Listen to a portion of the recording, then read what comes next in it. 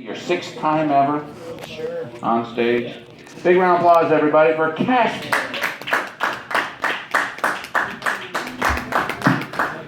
How's it going, everyone? Yeah. So, I've made some changes in my life recently. About 8 months ago, I decided to go see a shrink, and she told me, this and that, and to quit my day job because I fucking hated it. So, I was sitting at home and watching TV and got inspired by a documentary. And I figured if Terry Fox could run halfway across the country, I could make it all the way. I don't run though, so I drove. A buddy of mine and me, we drove and pretty much traveled through every province. But we didn't go to the big cities. That's where you learn the true Canada. We pulled up to this one little town in New Brunswick. We thought it was hilarious because the city hall turns into the church every Sunday, which, okay, no big deal. But at night, it's also the dance club. And from 7 until 9, it's open mic night, emerging talent. So we're like, okay, no big deal. We'll be bored and watch. It was very boring, kind of like my set so far.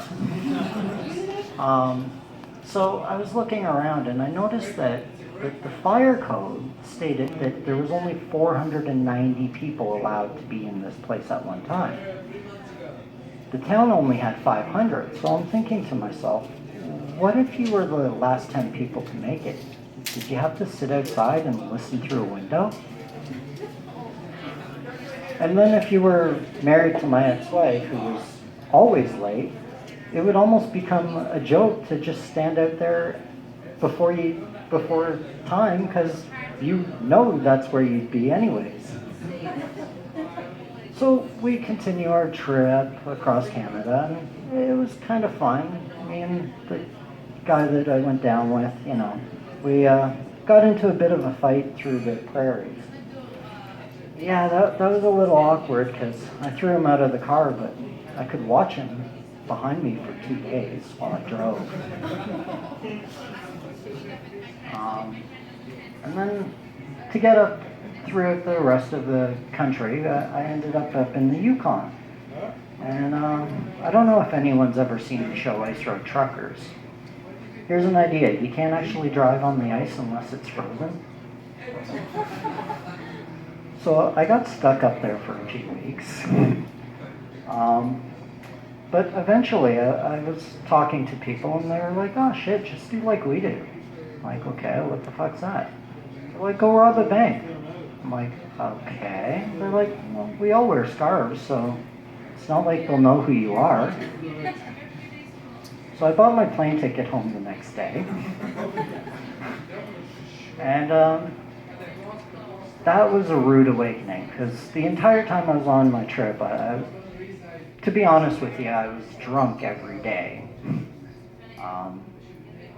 So when I came home, I was like, okay, I have to sober up. Got home, but before I left, I just thought my roommate was some annoying little bitch of a person. Turns out it was a 2-year-old. Don't know who the mother is. Apparently I had a 2-year-old child, so I did the only thing that I knew right. I gave it away to Children's Aid and moved.